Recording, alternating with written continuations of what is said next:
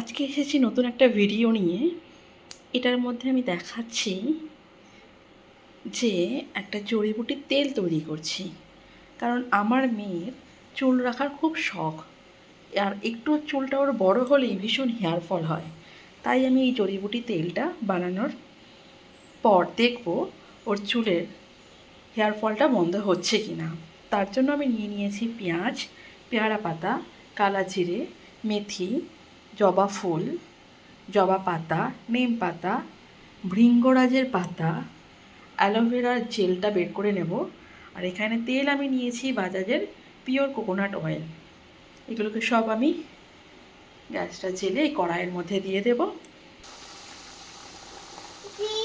সমস্ত ইনগ্রিডিয়েন্টস আমি কড়াইয়ের মধ্যে দিয়ে ভালো করে ফুটিয়ে নিচ্ছি।